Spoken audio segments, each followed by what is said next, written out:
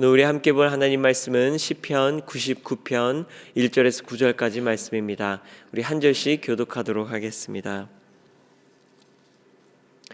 여호와께서 다스리시니 만민이 떨 것이요 여호와께서 그룹 사이에 좌정하시니 땅이 흔들릴 것이로다. 시온에 계시는 여호와는 위대하시고 모든 민족보다 높으시도다. 주의 크고 두려운 이름을 찬송할지니 그는 거룩하심이로다.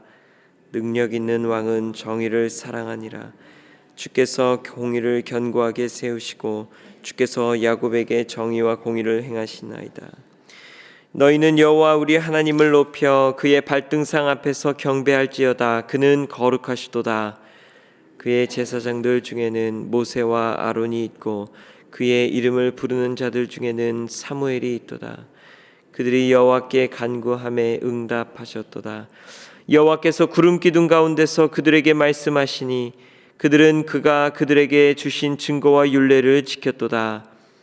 여호와 우리 하나님이여, 주께서는 그들에게 응답하셨고 그들의 행한 대로 갚기는 하셨으나 그들을 용서하신 하나님이시니이다. 우리 함께 고백하겠습니다.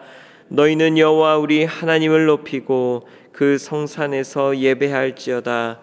여호와 우리 하나님은 거룩하심이로다. 아멘. 시편 99편은 93편부터 이어지는 왕 대신 하나님의 통치에 대한 고백의 정점입니다. 그리고 이는 시편 전체의 구조와 맥락을 함께 살펴볼 때에 훨씬 더 깊은 의미를 발견할 수 있게 됩니다. 여러분 잘 아시다시피 시편은 총 5권으로 이루어져 있고 그 중에 1권부터 3권까지는 다윗 왕조의 영광을 노래하던 시들입니다. 그래서 시편 초반부 한 50편까지는 다윗이 직접 쓴 시들이 대부분이지요. 그리고 다윗의 그 왕조를 기억하며 살아가던 시대에 모아지고 쓰여진 시였습니다.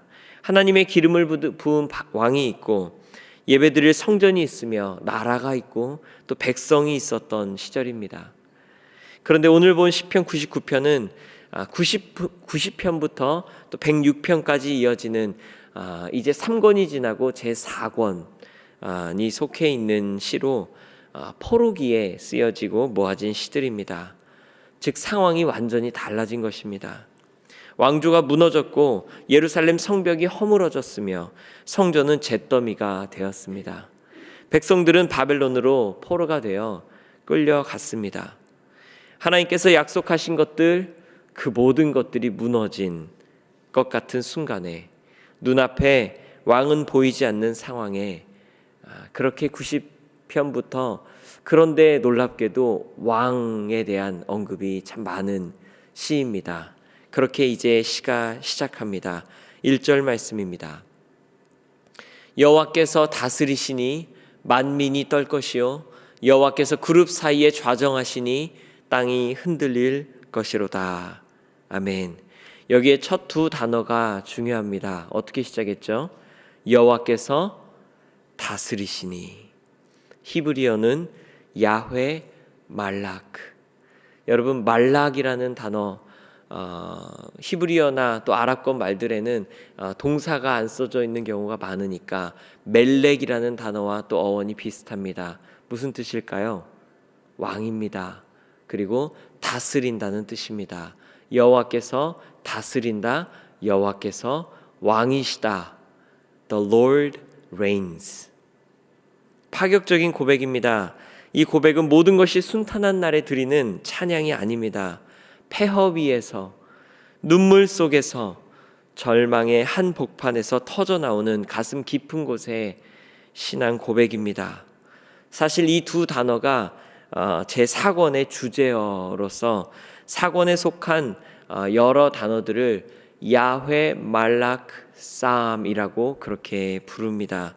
그리고 이렇게 앞을 찾아보면 두 장 앞을 찾아보면 97편에도 똑같이 시작하는 두 단어가 97편을 엽니다. 여호와께서 다스리시나니.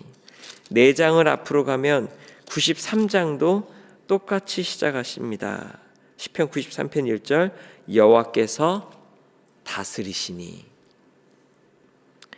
이렇게 우리 야훼 말라크라는 고백, 여호와께서 왕이시다라는 고백은 포로기의 낙심과 절망의 순간에 그들은 어떻게 이 고백을 할 수 있었을지 우리는 고민하게 됩니다. 무너진 역사적 폐허 위에서 오늘 시편 99편은 어떤 인간 제국 또는 인생의 흥망과도 무관하게 여호와 하나님의 왕권은 견고하다라고 고백하며 하나님을 예배합니다. 어제 저녁 우리 교회는 가슴 아픈 장례를 치렀고 또 지금도 수많은 환우와 또 어려운 상황들이 우리 앞에 놓여 있습니다. 오늘 본문을 살펴보며 삶의 환경을 뛰어넘어 지금도 하나님을 왕으로 예배할 수 있는 그 비밀들을 오늘 시편 99편에서 찾아보고자 합니다. 첫째는 주의 날개 아래 품어주시는 은혜로 인해 예배할 수 있다는 것입니다. 1절 하반절에서 이렇게 고백했습니다. 여호와께서 그룹 사이에 좌정하시니 땅이 흔들릴 것이로다.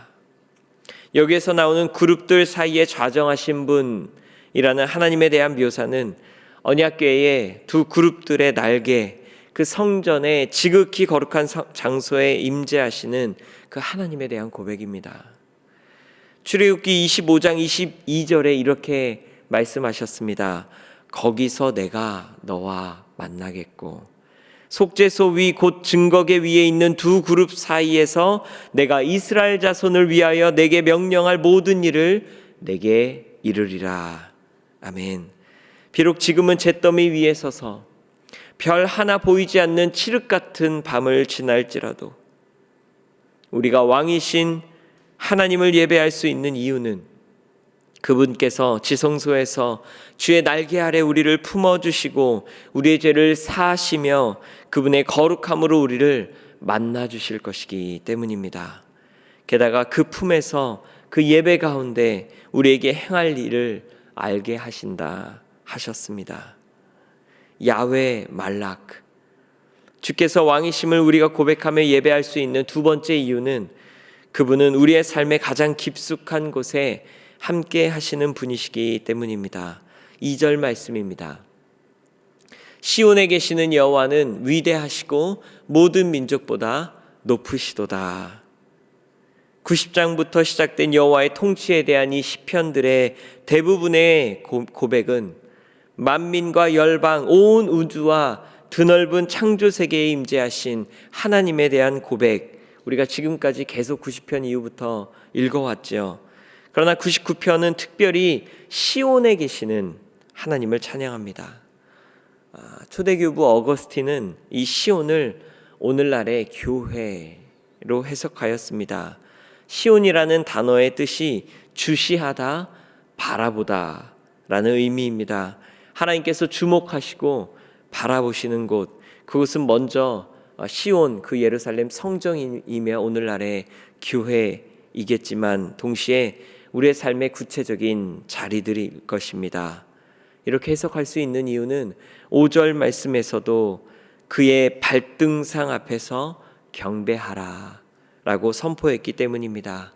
이사야 66장 1절을 보면 하늘은 나의 보좌요 땅은 나의 발등상이라고 그렇게 하나님께서 직접 말씀하셨습니다.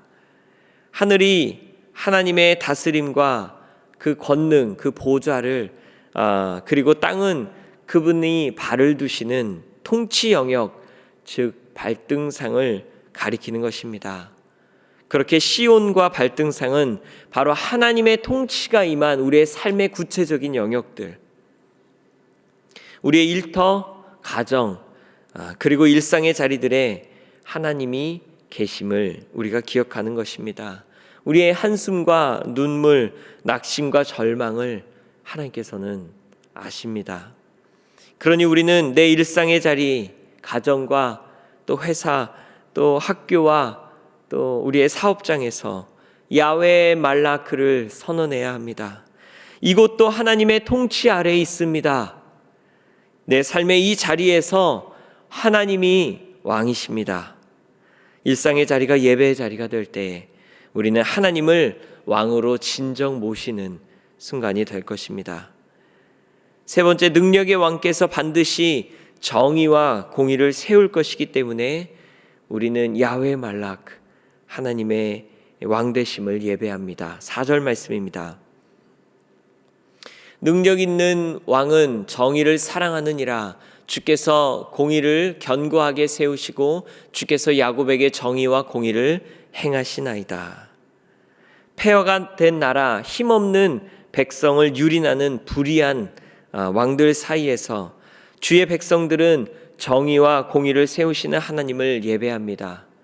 또한 불의의 세계라, 우리의 입술 또 우리의 마음이 불의한 그곳일 때에 우리의 삶 가운데, 우리의 입술 가운데 하나님께서 정의를 세우시는, 주께서 우리의 입술과 우리의 삶의 왕 되실 때에 왕 되신 주님은 내 삶의 모든 영역에 반드시 정의와 공의를 세우실 능력이 있는 왕이 되실 것입니다.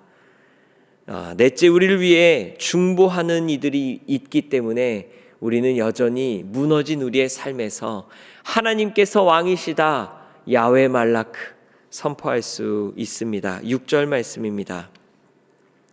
그의 제사장들 중에는 모세와 아론이 있고 그의 이름을 부르는 자들 중에는 사무엘이 있도다. 그들이 여호와께 간구함에 응답하셨도다.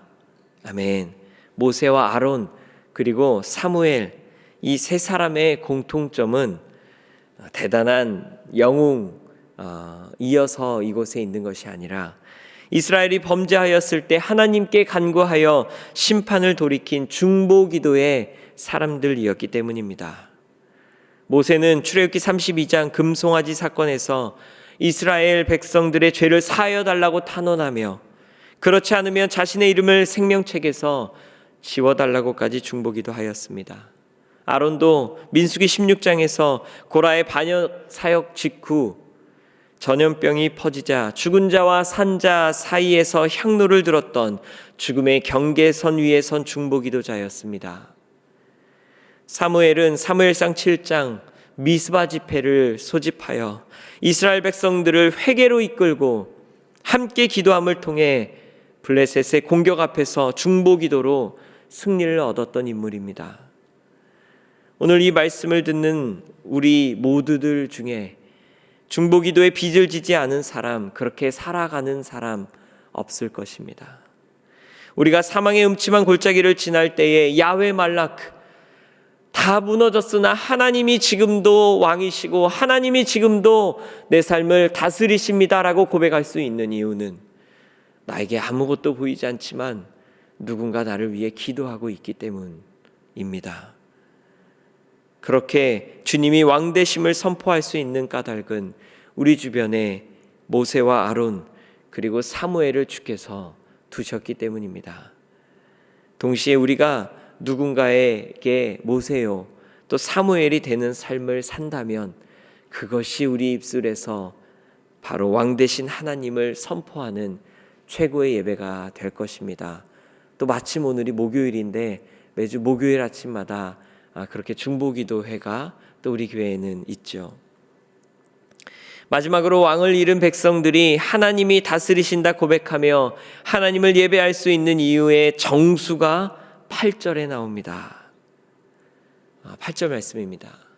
여호와 우리 하나님이여 주께서는 그들에게 응답하셨고 그들의 행한 대로 갚기는 하셨으나 그들을 용서하신 하나님이시니이다. 모세도 아론도 사무엘도 하나님의 응답을 받았지만 동시에 그들의 행한 대로 갚으심을 경험하였습니다.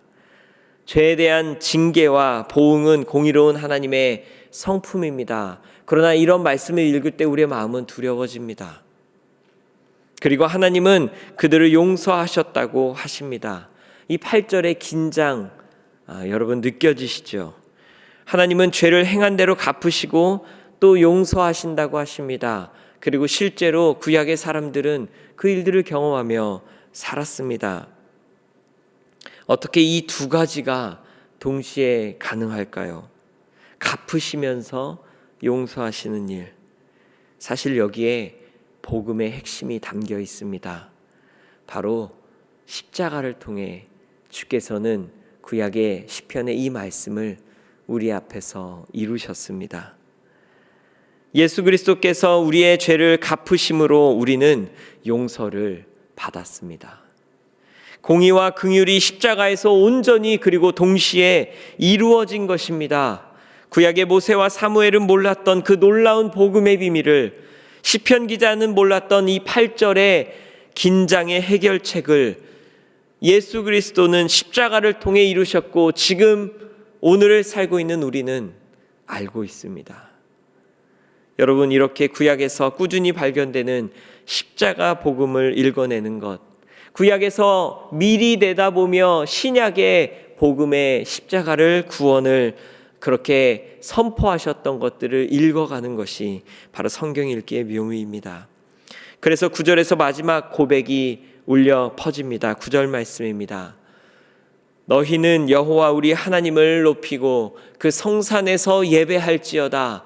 여호와 우리 하나님은 거룩하심이로다. 아멘. 그 삶이 무너진 순간에, 왕이 없는 순간에 여호와는 왕이십니다. 우리의 삶에 주께서 다스리십니다. 라고 고백했던, 할 수 있었던 그 수많은 이유들을 우리가 오늘 시편 99편을 통해 돌아보았습니다. 말씀을 마칩니다.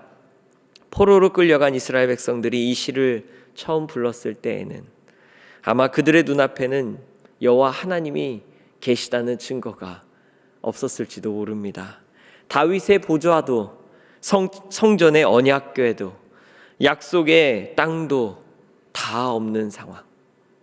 그 상황에서 그들은 선포했습니다. 야훼 말락, 여호와께서 왕이십니다. 여호와께서 다스리십니다. 오늘 하루를 시작하는 우리의 삶의 무너진 자리에서 하나님을 예배하십시다. 주의 날개로 덮으시며 만나주실 것입니다. 우리의 삶의 구체적 현장이 주의 발등상이요 시온이며 통치 영역이 될 것입니다. 능력의 주께서 정의와 공의를 세우실 것이고, 중보기도 하는 이들을 통해 우리는 힘이 없어도 우리의 삶 가운데 일하심으로 반드시 주께서 왕이심을 보여주실 것이며, 무엇보다 십자가에서 죄값을 치르시고 용서하신 예수 그리스도께서 살아계시니 우리는 여전히 오늘 주를 예배할 수 있습니다. 오늘 여러분들의 삶에 야훼 말라크, 여호와의 왕되심을 경험하게 되시기를 축원합니다.